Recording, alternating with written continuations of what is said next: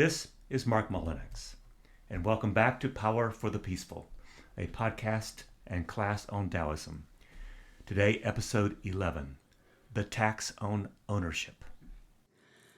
When you listen to the ground and you put your roots down, you can hear what she says if you're listening.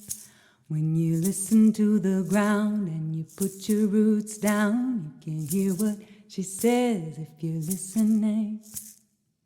The sweet sound of the river as she moves over the stones. The same song that the blood in your body sings as it weaves around your bones. When you're listening, are you listening? The false serpent persuaded Adam that he must still do something to become like God, to make himself what God had already made him. That was the fall of humanity. Dietrich Bonhoeffer. Hello, and I hope your recent days have been peaceful. I am out of town this week, and I have no quote reader or question raiser. I am so appreciative of the 10 or so folks so far who responded with a yes to my question of having them join me. You can be one such responder yourself if you like. Meanwhile, today I'll try to limp along, alone. Today, verse 10. And is this verse hard to translate? Here's my own translation, which contains 6 questions, the answers for which are to be figured out in the living of one's days. How might you begin to answer? Verse 10, the tax on ownership. Just as you carry yourself in your body, can you see all things as one? Focused as you are in all your solidified power, can you summon up the soft suppleness of being newly born? As attentive as you are to self-cleansing, can you see life itself as stainless? As careful as you are for people, can you lead without the usual self-calculus of being in charge? As you enter or leave mighty heaven's gates, what are the chances of doing it without a swollen ego? As knowledgeable as you are of all business in the 4 directions, can you know nothing for a change? Consider how the midwife assists as she begins and nourishes life. She does not own. Deep virtue's way leaves neither trail nor fingerprints. Use, do not own. Ownership is a tax. To show you how divergent this verse's translations can be, here are 6 other translations of the verse's first line. The 6 come in order from Gia Fu Fong, Stephen Mitchell, J.H. MacDonald, Ursula K. Le Guin, Jim Clatfelter, Ron Hogan, and D.C. Lau. Fong. Carrying body and soul and embracing the one, can you avoid separation? Mitchell. Can you coax your mind from its wandering and keep to the original oneness? MacDonald. Nurture the darkness of your soul until you become whole. Can you do this and not fail? Clatfelter. Can you see as a child sees and keep the simple vision? See the inner oneness with absolute precision. Le Guin. Can you keep your soul in its body, hold fast to the one, and so learn to be whole? Hogan. Can you hold on to your ego and still stay focused on Tao? Can you relax your mind and body and brace yourself for a new life? And finally, D.C. Lau. When carrying on your head your perplexed bodily soul, can you embrace in your arms the one and not let go? When you're listening, are you listening? When you're listening, are you listening? One thing all the translations have in common is they each preserve the Chinese language's sense of this being a direct question to the heart of the reader. The lessons here are styled as rhetorical questions, and I love this approach from the teaching standpoint, because fellow teachers, you know how fresh it can be to begin your lesson with a wonderment, not some factoid or unimaginative report. This way, you engage the hearts and minds with intrinsic persuasion and imagination, not with extrinsic declarations. Sort of reminds me of a library in New England somewhere that has a sign at the reference desk. Answers questioned here. Part 1. What this verse teaches against. Verse 10 teaches the first things, first priorities in life. Do not own, hold on, cling to, grasp, clutch, clench, grip, or seize. In other words, do not react. All these verbs, as they get repeated in life, become wearisome, boring. Can I get a witness? They are boring precisely because such negatives, clenches and clutches and clingings, are not what we are made for. Our life is not made or advanced through habits of owning, holding on, grasping, and clutching. Instead, as verse after verse so far in our first 10 episodes testifies, clinging is reactionary. For first, it clutters up and artificially fills up spaces designed and made useful for emptiness. And two, clinging invites and produces yet more clinging. In other words, clinging more does not cure itself. It's like filling up with alcohol to stop being drunk. Emptied for life are wombs. Filled with the dead are tombs. So this verse 10 operates as a life reminder question. Can one stay open, flexible, and alive to what is real? Which is a real question for us, for we rarely see all things as one and in a unified view. We do become solid, inflexible in our exercises of our power, and we do approach life with dirty lenses that we feel don't need cleansing or a change in prescription. We do lead with self-calculating, inflated egos, overconfident in our bases of knowledge. We value cleverness over simplicity, so-called maturity over youth, and experience over innocence. So in other words, can we disdain the beginner's unvarnished genius in favor of the experienced person's ready-made answers? And yes, I know some of you will not like my emphasis of the beginner's mind over the mentality of the experienced mind. If you are in human resources or in highly technical fields, it can certainly be a good, even better idea that tasks be done by someone with vast experience. No doubt. But sometimes we need to displace that vast experience with a timely innovation. And here's a story to that effect. Once, while I was living in South Korea, I was driving through the countryside when the car's fuel line sprang a leak. I was, fortunately, able to coast the car into a local mechanic's garage. He looked at the fuel line and communicated with a sad face that it would take a couple of days to get a new part. One of my passengers was a heart surgeon, whose face brightened with an idea. She drew for the mechanic a diagram taken straight out of the heart surgery operation, a fuel bypass procedure. The mechanic got the idea with a lively smile, and he instantly got to work, really highly motivated. The heart surgeon and I quietly smiled to each other.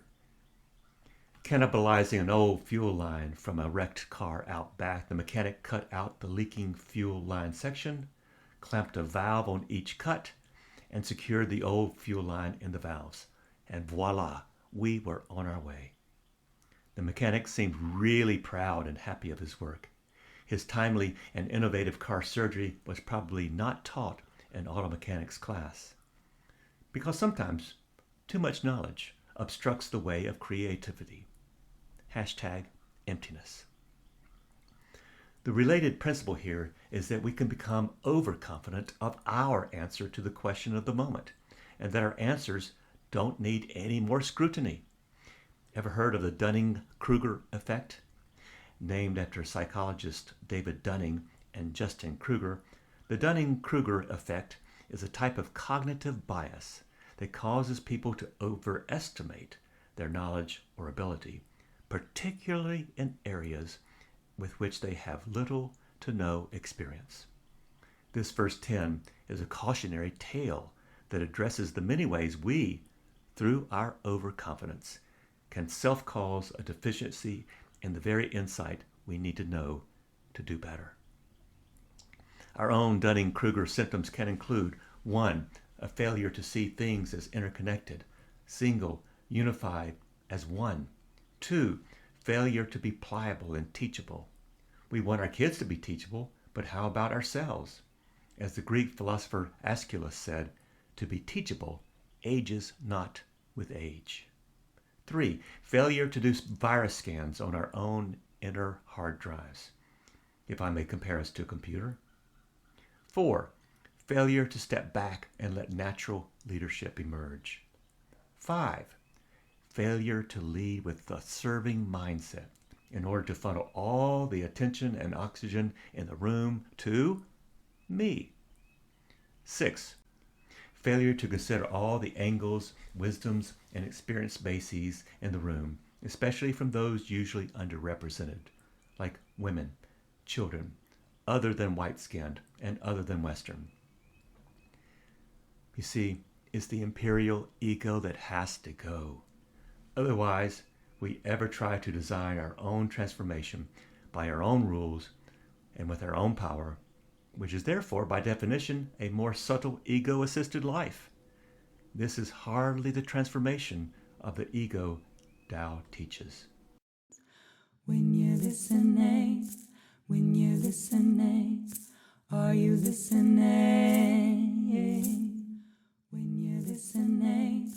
When you're listening, are you listening? Part 2. What this verse positively teaches. 1. Undivided. Our lives are to be seen and lived as one, not divided. Supple, we can summon up the soft suppleness of being newly born. Our natural ability is to remain flexible and soft. Stillness, number 3. Our lives are originally stainless. Forget for a while all the money and energies we expend doing purges and makeovers, do-overs and such. There's an original stainlessness. Or as last episode's story about the Golden Buddha reminds us, our nature is original gold. Our original quality is goodness. 4. Service. Leadership does not have to be the same old tired calculation of ego projection, ego stroking, and egomanic schemes. Leadership, when shared and performed as a service to others, does not magnify one person. 5. Ego can be mastered. Enough said about that, but how? Through the 4 Taoist practices we have identified so far. Embracing mystery, going dark, becoming emptied, and practicing silence. 6. The midwife metaphor is Tao's model for how to embody this verse for oneself. See what needs to be born and assist in that birth. A midwife is not the mother or owner of the new birth, just its enabler. And 7. Ownership is unnecessary. What a gift that is. With less room for ego-directed ownership, there is more room for others. Consider the worry industrial complex we develop about things owned or investments made. Things we own carry insurance bills, security systems, padlocks, and worry about the safety of our possessions. We either make places in our living spaces for them or put them in storage. Plus, things tend to deteriorate and decay. they rust. Worrying about possessions becomes the opposite of emptying out. This filling ourselves with worry about what we own fills us. Get it? It fills us with apprehensions. Verse 10's questions ask us to consider how, without these investments, we are freed up to see people as more important. Living without ownership doesn't come easy, for no matter how much one owns, one always seems to desire more. More seems instinctual for progress and moving forward in life. However, becoming practiced in this artificial search for more, we hoodwink ourselves in the con that one can be actually satisfied in ownership. And while focused ever on more, can we hear the ultimate question of this verse?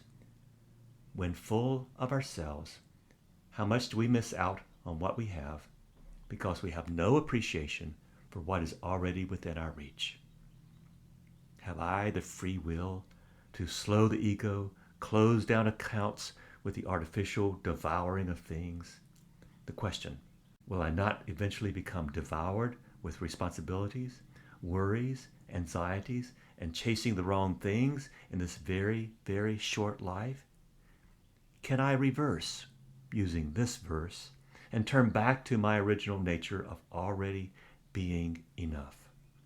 Tao's motion is returning, not advancing. Tao's way always is the retreating or reversing way. Turning away from ownership is the way of Tao's movement. The worldview of Taoism starts with our original and pliable teachableness. Human nature is not deficient, but fundamentally and originally good. Vice is only a miss, an error, not inborn. We can learn to return to the good because we are made for goodness by spontaneous and not evil processes. Virtue is teachable, transferable, and if you let it, operates like a good virus. Just one person acting out of non-egotistical virtue can affect the atmosphere and, if you will, the weather in any one place. Just as one person can ruin a dinner or class experience by trying to own it, one person can, by reading the room and quietening the ego, can enhance any moment, anywhere, anytime. May I kindly repeat that last thought? Just as one person can through ego ruin a work environment or community experience, one person can, by reading the room and quietening the ego, enhance any moment, anywhere, anytime. When you're listening, are you listening? When you're listening, are you listening? Part 3. A modest proposal to unself. This proposal is our homework. You know how we live in a pandemic of ownership and putting self first. We mistake ego strokes for love. Social media companies make money off of our artificial desires to own and be visible. Somewhere in the quiet core of our being, our frantic desire for recognition and owning stuff renders ourselves unlikable even to ourselves. And there must be a better way. A way to awaken just a bit more to a world that does not own, that shines already without egos or this urge to own. Here's an experiment, one I have adapted from Maria Popova. As an experiment, for one continuous month, make the focus of one in every 3 things you share on social media, something other than yourself or your own artwork. Instead of your project or your 101st selfie this year, highlight instead a friend's art, a stranger's poem, a recording by a musician you love and who could use the exposure, the tree shimmering with majesty and mystery in the low morning light, someone in your community you admire, a bygone pioneer of something you value, a book that spun you on your axis, that lost cat sign crayoned by a neighbor's child, the new community garden a few blocks over. News of the dazzling galaxy discovered by the dazzling new space telescope a few million light years over. Try for a month. Try it on like a shirt. See how it feels. And if you don't feel different from just the relief of a small sabbatical from the tedium of self, then you can always go back to the old way. But wherever you land, it will not have been a wasted month. We're meant to be dissolved into something great. Ego and its small documents of ownership do not lead us into this dissolvement.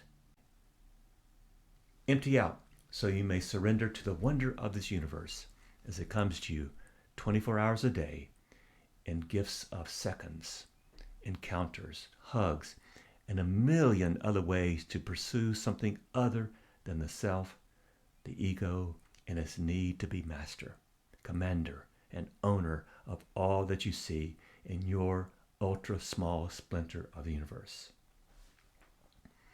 As we close, here's an important announcement. Next week, I will have a bonus episode. About every 10 verses, I'll release, like I hope to next time, a bonus episode that addresses some of the main and neglected themes of this Tao Te Ching text. Hopefully, it will be enriching. This podcast is an original labor of love, designed, written, co-produced by many, whose central idea that Tao Te Ching is good news for today. Tao still speaks. Audrey Davis drew the artwork. Molly Hartwell sings her song, Put Your Roots Down. Fortress Press holds the copyright for quotations from my Tao Te Ching translation. Thanks to you for your attendance in this class on Taoism. May your days begin in peace and become wombs for radical hope. When you're listening, are you listening?